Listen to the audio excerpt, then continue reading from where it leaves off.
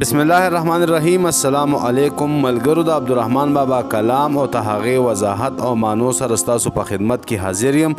راځئ چې درته وورم. وایي چې امید په عمارت د دې جهان کا، لکه کرخه په اوبو هسې نښان کا.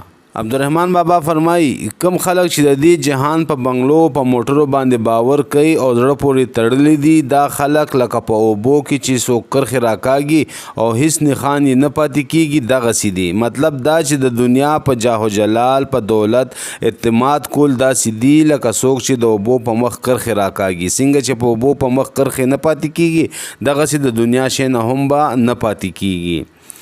د اوبو په مخ د کرښې بقا نشته، په نابود باندې ناحق د بود ګمان کا. د نابود مطلب دی نشته او د بود مطلب دی شته. که څوک په نش باندې د شته ګمان کوي نو دا خیال اسې فضول دی، دروغ دی. مطلب د دنیا کم شی نه دی او په دې باندې زړه تړلی دی چې دا به راسره ټول عمر نو دا غلطه خبره ده، دا ختمېدو واله دي. لکه څنګه چې په اوبو باندې کرښه نه پاتې کیږي، دغسې د دنیا شی نه هم نه پاتې کېدو واله دي. نادانانو حسدین په دنیا بایلو، لکه وړوکې در بدل په پارچه نان کا. در وی لال ته ملغلرې ته او پارچه وی ټوکړې ته، نان وی روټۍ ته. عبدالرحمن بابا وی د کمقلو خلکو مثال داسې دی لکه د یو وړوکي، لکه څنګه چې یو وړوکې د ملغلرې په قیمت نه پوهیږي او هغه خرڅه کي او په هغې باندې ځان له یو ټوټه روټۍ والي، نو دغسې د کمقل خلک دنیا ته مخ کړی دی د دنیا ګټې دپاره، د آخرت قیمتي ګټه او غټه ګټه بریخې ده او بیللې ده. د دنیا د دین نسبت و بله نشي، هور او بسره استوګنا پس شان کا. عبدالرحمن بابا وی د دنیا او د دین نسبت لکه د هور او د اوبو دی. لکه څنګه چې هور او اوبو یو ځای نشي پاتې کېدی، نو دغسې دین او دنیا په یو ځای نشي پاتې کېدی، یا به دین کې او یا به دنیا کې. په خپل ځای د سړی غواړي هر چې غواړي، نه چې بې ورځې تمه د باران کا. عبدالرحمن بابا وی چې هر شی ته غواړي نو هلی غواړه چې ته ځان ته هغې جوګه ګڼې. لکه څنګه چې باران تمه ته کې، نو کله چې ورځ راشي هله تمه کې. په شین اسمان څوک د باران تمه خو نه کېږي چې باران به وشي، نو دغسې ته هم چې کله د الله نه څه خواست کې نو ځان هغې ته برابر کا.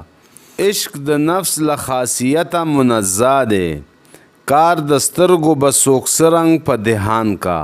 دهان وی خلی ته. عبدالرحمن بابا وی عشق د نفسانی خواهشاتو نه پاک دی. څوک چې خدای پاک ته ځان رسول غواړي نو هغه به اول تزکیه نفس کوي، یعنی خپل نفس به پاکوي، د دنیا د خواهشاتو نه به ځان اخوا کوي، دنیا خواهشات به پرېږدي، هله به الله تعالی حاصلولی شي. لکه څنګه چې د سترګو کار په خوله باندې نه کېږي او د خولې کار په سترګو باندې نه کېږي، نو دغسې ته د دنیا سره مینه هم کې او الله هم غواړي، نو دا مشکله ده، ناممکنه ده. لکه چشم و گوش په کار کې وبلبیل وي، حسدین او دنیا حکم په ځان ځان کا. چشم وی سترګو ته او گوش وی غوږونو ته. عبدالرحمن بابا وی لکه څنګه چې د سترګو کار بیل دی او د غوږونو کار بیل دی، دغسې د دنیا حکمونه بیل دي او د آخرت حکمونه د دین حکمونه بیل دي. په پیری کې د ځوانۍ خیال دی هسې، لکه څوک چې د باغ سیر په خزان کا. پیری وی بوډاوالی ته. عبدالرحمن بابا فرمایي چې په بوډاتوب کې څوک د ځوانۍ د خپل ځوانۍ خیال کوي نو دا داسې لګي لکه څوک چې د خزان په موسم کې د ګلونو سیل ته وځي، یعنی د خزان په موسم کې خو ګلونه شته دی نه، به د څه سیل کوي، نو دغسې په بوډاتوب کې بیا دی نور څه کارونه خو کولی شي نه، نو دا خیال هسې فضول دی چې دی په بوډاتوب کې د ځوانۍ کارونو سوچ وکړي چې زه هغه کارونه دوباره بیا کومه. بې درګاه یې بل ځای د رحمان نشته، په سفر استوګ نسو مسافران کا.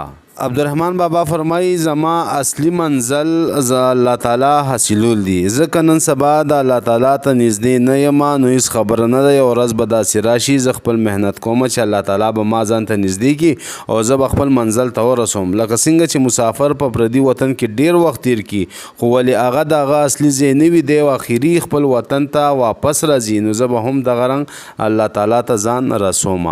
ملګرو دا د عبدالرحمن بابا کلام او ته هغې وضاحت ته سره مې شیر کو. اجازت غواړم. د الله په امان.